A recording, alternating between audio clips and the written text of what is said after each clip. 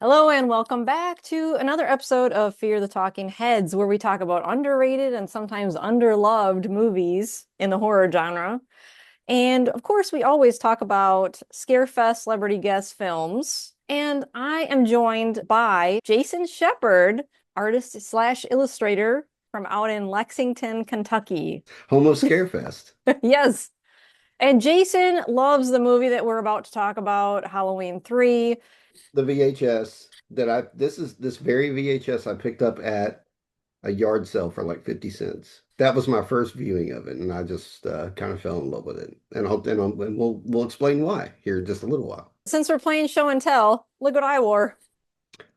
Lovely, beautiful. I had to dress for the occasion. You did. No, I don't have a Halloween 3 shirt or any kind of apparel, but I do have a McDonald's food bucket full of cheap cold beers tonight for the occasion. Oh my Li- gosh. Like our man Dan Chalice from Well, that's Halloween that's 3. bringing it home right there. I'm bringing it home. Bringing it home for Dan. So, I feel like the fans are very divided on this one because it is in the Halloween franchise, but yet it doesn't really have Michael Myers. And we all have come to find out through the years that they actually didn't really intend for there to be, this was all intended to be an anthology. People were expecting this sort of continuity with the slasher vibe with Michael Myers. It didn't do as well at the box office initially. It was kind of like, remember when I did that episode on Monster Squad, we were talking about how, oh, the payoff came way later with people falling in love with it. yes, this Same one thing. definitely has gained its appreciation and its like cult following the past few decades. And I'm glad to see that because as we're going to get into, like it is really, really worth watching. Like just take the entire Michael Myers storyline away from it.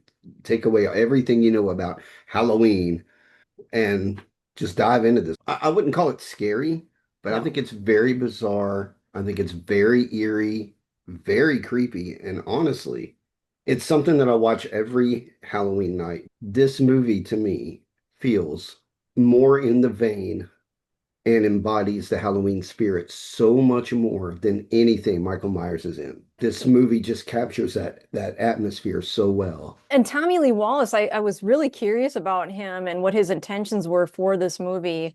And he wanted it to be something very different. And he wanted it to have some social commentary. And some people don't like social commentary in their horror movies. I think it's another layer Yeah, to a movie that if you already like what's happening on the surface, and then it has this message within the movie, which is commercialism and consumerism and parental neglect, like Connell Cochran is the villain in this, but Connell Cochran is more of a symbolism for the big machine, if you yeah. will. We're introduced to Dr. Chalice pretty much in the beginning. I love Dan Chalice. I don't think the character of Dan Chalice would fly so well today because No. he's a ladies' man and he's very flirtatious. So I mean, he's got an ex-wife first of all. So the ex-wife is played by Nancy Loomis, who is Laurie Strode's friend Annie in the original Halloween. Yeah, that was John cool that they did Carpenter. that. That had to be intentional, right? To kind of slide just a little Easter egg in there. Yeah. Well, and honestly, John Carpenter, Tommy Lee Wallace, they all kind of use the same character or the same actors for like in The Fog. Tom Atkins was in The Fog, Jamie Lee Curtis was in The Fog, and Nancy Loomis was in The Fog. So Ooh, good they're all trivia in there. there. They're just kind of yeah, they're all kind of like I know we just did these two movies together. You want to do another one? Like you guys were great. So, but Like, they you want to get paid? I've got some jobs for you. I've got jobs. Yeah. But he's got the ex-wife. He meets Ellie Grimbridge, which is our main girl character, who we'll talk about here in a few. He's smacking the butt of the old lady nurse at the hospital he works at. He is apparently had had a fling before with the redheaded forensics lady. I mean, Dan Chalice is he's out here, man. So Ellie Grimbridge, the reason why she enters the picture is because her dad gets killed at the hospital that Dr. Chalice is working at. So he's got eyes for her, I think, pretty much immediately. Ellie wants to find out more of like, why did my dad get killed? The mystery as it's unfolding. You're like, what is going on? Why are these dudes in suits coming there and hunting this guy down? The guy who goes into the hospital and kills Ellie's father in his hospital room, then walks, just nonchalantly walks outside, gets back into the car, pours gasoline all over himself, lights the car on fire, and everybody's just like, what in the hell? Because you don't know that they're androids at this point. No, you have no You clue. have no idea. So that's building intrigue in your head. You're just like, okay, seriously? Yeah. What is even happening? Like they're really going into detective mode on this Yeah. themselves and trying to get to the bottom of things and deep undercover. And Tommy Lee Wallace apparently wanted it to be almost like a 70s paranoia thriller. Yeah. She's on this mission with him, and I'm thinking, oh my gosh, he's a terrible dad because he's supposed to be spending time with his kids. And instead of spending time with his kids, he just takes it upon himself to help this lady who he has just met. She asks for help. He grabs a six-pack of beer, hops in the car with her, and they head to Santa Mira and try to go to the Silver Shamrock factory and figure things out. To hell with the kids. He told his ex-wife that he had some kind of work meeting, didn't he? Yeah, he's like, it's just a bunch of boring doctors. What a Yeah, terrible dad. And pretty soon it's bow chicka wow wow. about chicka wow wow. I'm not condoning Dan Chalice's actions here in this movie at all. I'm just saying he's the man. You can't help but like Dan. They go to this hotel. They're at this motel, or They is it a go hotel? Motel. the Rose of Shannon Motel. Yes. They Yeah. go there and I don't know how close it is to the building they need to be at. I think it's kind of like within that town. This lady ends up being in the room next to them, which surprisingly or not surprisingly, it's his wife in real life.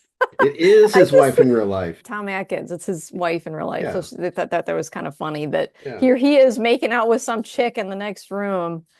A bunch of people end up pulling up in the parking lot at the same time and they're all staying at the hotel together. Well, it ends up that they're all distributors of Silver Shamrock mask and they're in town to go visit Connell Cochran at the Silver Shamrock factory to talk about like the I guess the numbers or whatever they're doing for the year.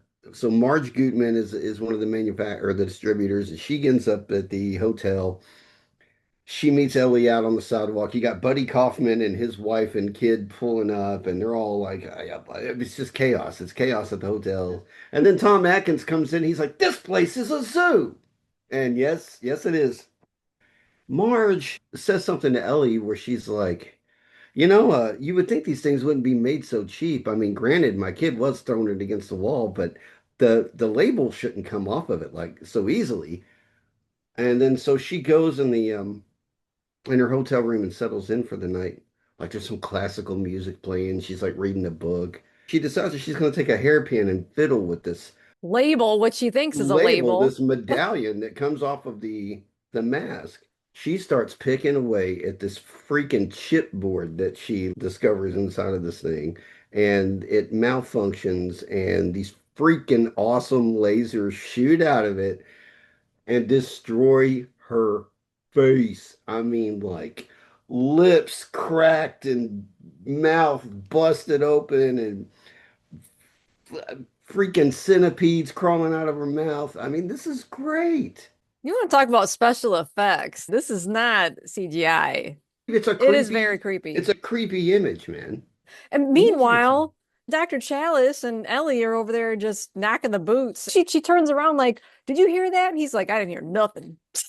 This is all happening in the room next to them, and they're just in the middle of things. Hmm. Wasn't Connell Cochran there? Yeah, he ends up showing up and he's like, "We just want you to know that Miss Gutman is in the best hands. She's in great care, and Meanwhile, you she's deader than dead. deader than dead. You already know he's on some bullshit." But yeah, and here's the thing about Connell Cochran. I don't think that there's I think from the get-go, the minute you are introduced to this guy, you know there's something shady with him. Tommy Lee Wallace wanted someone that was calm, that was a calm villain. He is such a well, and listen, he played the old man in RoboCop. He didn't have a name; he's just called the old man, who was the head of OCP.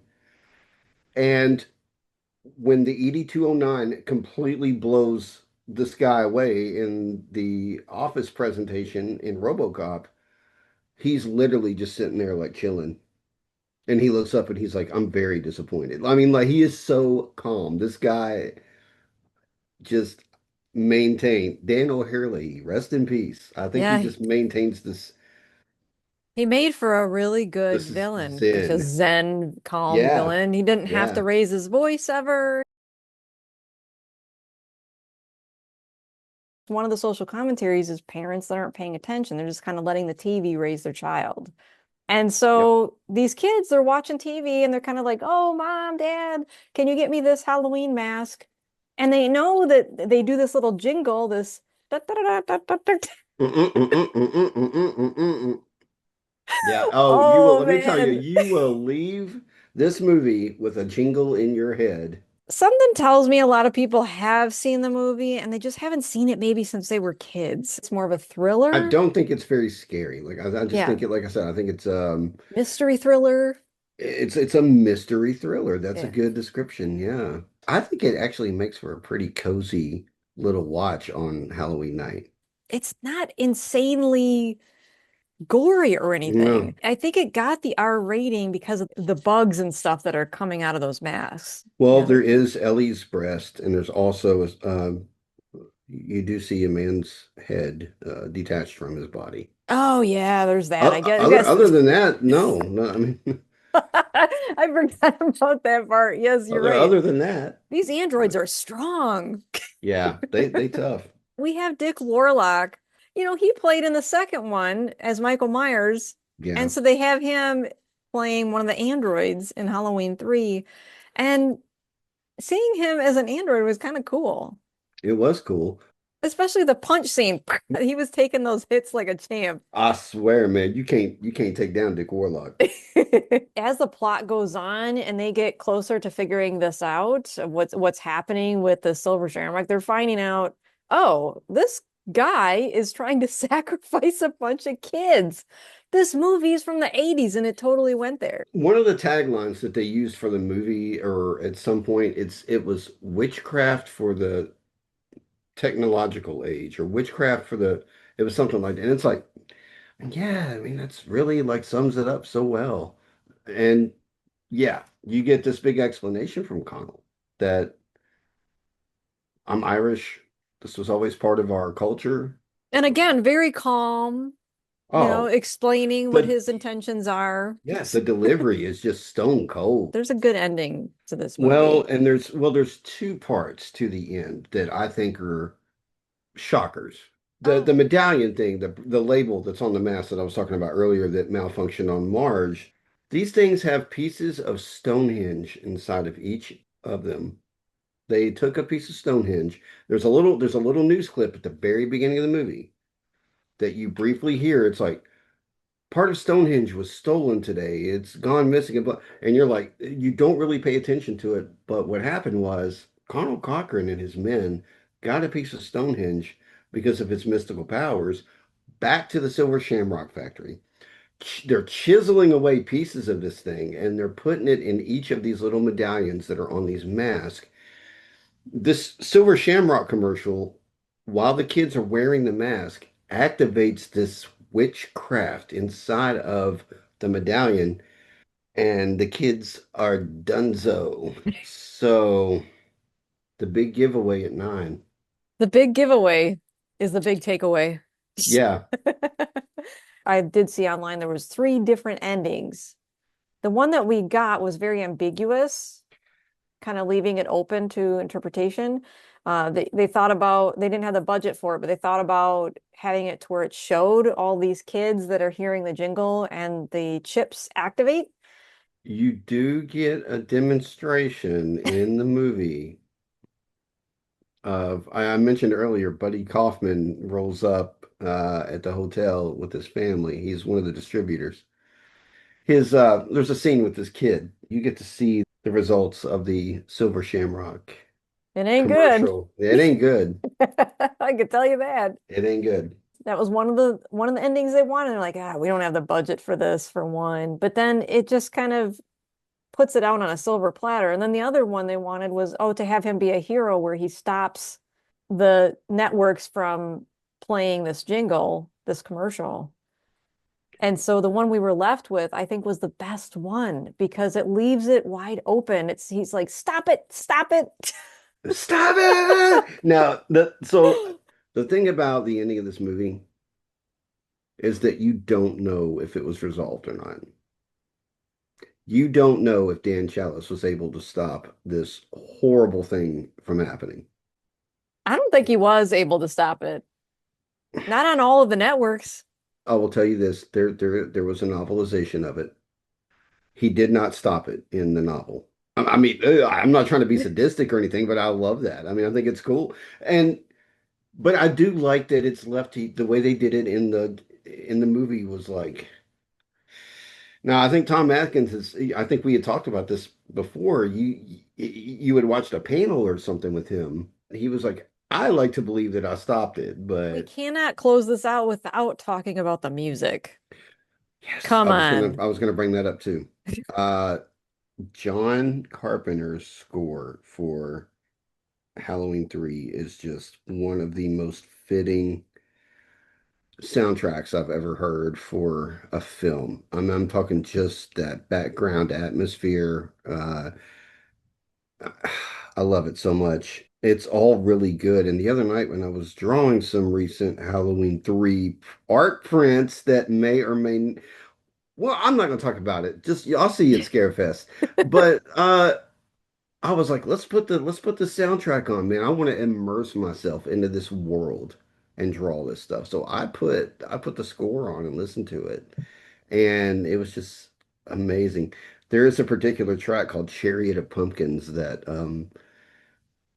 plays quite a bit when you're watching the movie or you know during little like sneaky chase scenes or they're trying to get away from something and it's just constantly playing but it's just perfect. It's the perfect vibe, man. So we want to encourage you to go back and rewatch it. If you haven't seen it in a while, now we have Stacey Nelkin, Tom Atkins, and Tommy Lee Wallace coming to ScareFest. I mean, how lucky are we with that? So cool. This is the perfect time to add it to your rewatch list for spooky season. And I don't care. It is October. It It is is, October. We're close yes. enough. If you were to ask me, what's your favorite movie out of the series? I will always tell you Halloween 3. And I'm not trying to go against the grain when I say that. I'm not trying to be ironic when I say that. I genuinely have such a passion and love for this movie because of how unique and different it wanted to be, and because of how, as much as I love slasher movies, this movie really stands out to me as like a primo Halloween night viewing. Go into it with an open mind, enjoy the ride, insert yourself into the atmosphere of it all. And I think once the credits are rolling, you might be like, damn, they were right. And within time, people end up liking movies that they didn't previously like. Yeah. You are the perfect one to talk about this movie with because of how much you enjoy it. Oh, So yeah. hopefully people feel inspired now. And then if you really feel inspired to meet the folks that are in the movie, they will be at ScareFest in Come out October. to Scarefest.